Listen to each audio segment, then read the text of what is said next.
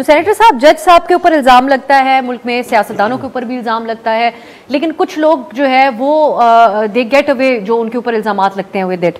तो आपके ख्याल में उनको इस्तीफा देने के बजाय क्या आज जस्टिस काजी फायज ईसा की तरह मुकाबला करना चाहिए था, या अब वो टेंटेड रहेंगे, उनके ऊपर ये इल्जाम बरकरार रहेंगे बेशक इस्तीफा दे दिया? देखिए, मैं तो कानून का मैं आती हूँ सेनेटर कामरान साहब आपकी तरफ। मैं कानून का तालिब इल्म नहीं हूँ, लेकिन मैं समझता हूँ कि अगर जस्टिस ज़ाहिर नकवी साहब अगर वो महसूस करते थे कि ये जो चार्जेस है ये ज़्यादती है या गलत है, तो मुकाबला करना चाहते हैं। मॉरली उसको ये मैसेज देना चाहिए, जैसे काजी फाइज ईसा साहब ने मुकाबला किया और आज वो चीफ जस्टिस ऑफ पाकिस्तान है।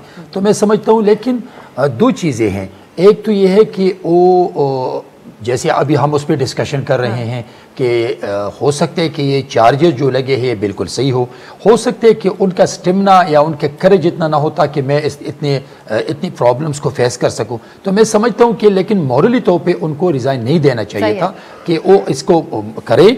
और इनके सामने काजी फाइज ईसा साहब का मिसाल मौजूद था, ये फाइट कर लेते, फेस कर लेते और फिर जो भी नतीजा आ जाता ये उनके लिए